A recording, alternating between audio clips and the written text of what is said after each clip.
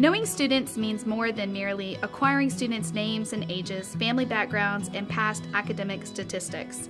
Through a learner profile, our teachers are offering our learners the opportunity to share how they prefer to engage with learning targets, express their learning of those targets, as well as share what learning environments allow them to be the most successful.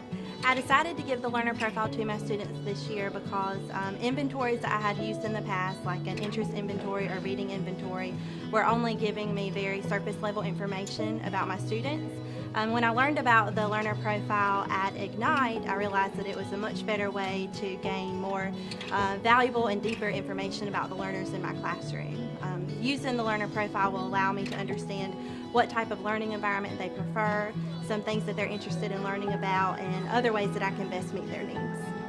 By gathering this needed information from our learners, teachers are able to customize their instructional design, reorganize their learning environments, build stronger relationships with students, but more importantly, allow students to become more self-aware of their strengths and challenges. Some questions that I included on the learner profile were: how do you learn best? Where do you like to sit in the classroom? Are there things that you haven't learned in school but that you are interested in learning about?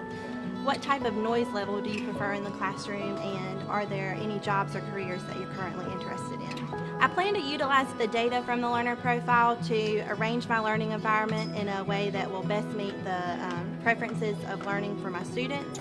And I also hope to include some of the things that they're interested in learning about while we're engaged in our content throughout the year or through other avenues like Genius Hour.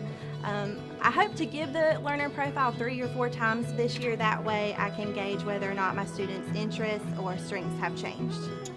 When we allow our students to have a voice in how they engage in the learning process, we increase each student's sense of belonging and ownership in learning.